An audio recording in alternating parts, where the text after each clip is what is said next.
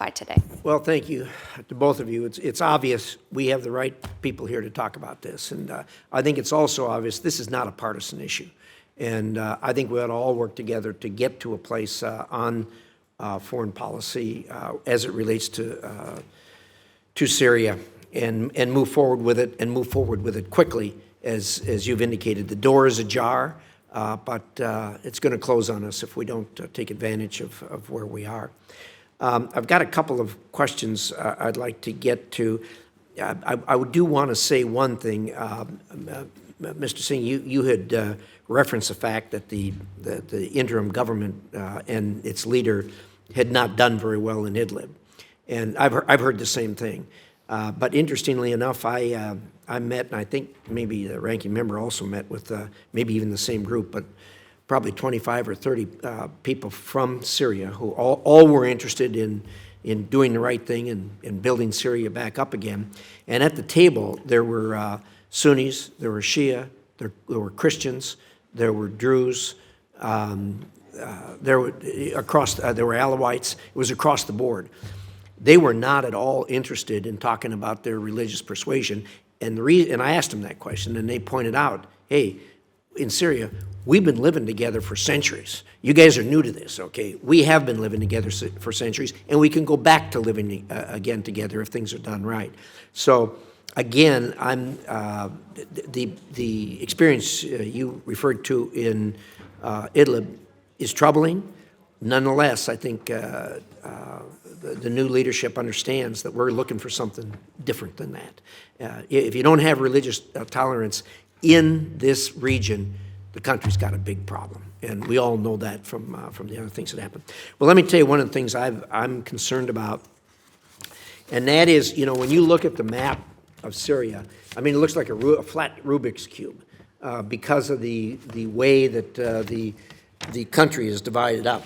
And what we're talking about is mainly the governance of the western part of the country. And certainly that's important, and without that, you're not going to have anything else. But I'd like to hear your thoughts on how we thread the needle, because we do have these other parts of the country that we're going to have to deal with. I guess my idea is we need to focus on this western part and continue to look at the others, but the first objective is if you don't get a handle on this, you're not going to get a handle on the rest of the country. Mr. Singh, your thoughts?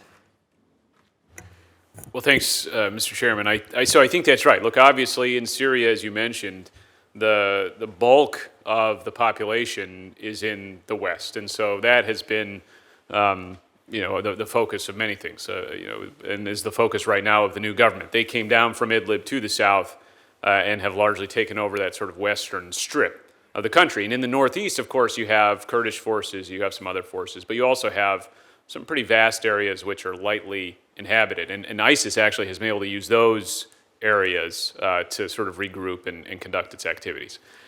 Look, I would say that the question in my mind is, HTS, which has maybe tens of thousands of fighters, has kind of swept down from Idlib, maybe had more success than even they anticipated. It doesn't seem to me that they could actually right now assert their authority over the entire country. And so they'll need to reach understandings with groups in the other parts of Syria. And of course, the one that's of greatest interest to us are the Kurds and others in northeastern Syria with whom we work.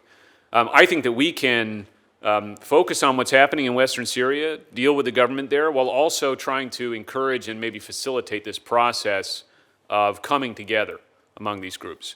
The new sort of self-appointed president of Syria, Ahmed al-Shara, has asked these other groups to dissolve. The reality is, though, if they didn't exist, I'm not sure that HTS could come in and fill in for them. And so you have to have this kind of internal negotiation process. Ultimately, we want, in the long run, one authority in Syria, one authority in Damascus that can exercise its control over the entire state. That's an ideal outcome from us, but it's going to happen in stages, and it's going to happen through these negotiations. Well said. Mr. O, your thoughts? He has set out, Mr. al-Shara, the self-appointed president of Syria, a series of benchmarks for himself in terms of reasserting control over Syria, and he's making some progress in these early days of this transitional government. He's working to disarm and integrate the non-HTS aligned armed groups. He's working on border security. In the past couple of days, many of us have been closely following the clashes on the Lebanon-Syria border. This is actually forces aligned with President al-Shara working on stopping residual Hezbollah trafficking networks from using that border area to rearm Hezbollah. So actually, he's doing things that are in our interest, which is cutting down that weapons proliferation. I think we should watch very carefully what he's doing to reassert security control over the parts of Syria and set out our expectations for not seeing revenge violence, and that there should be local participation and governance as he reasserts control. And then the longer pole in the tent, I agree with Mr. Singh, is the SDF.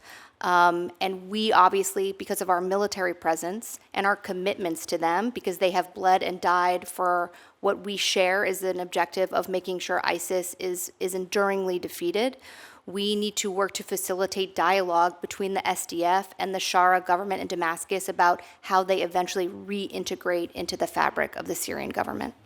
Good, well said.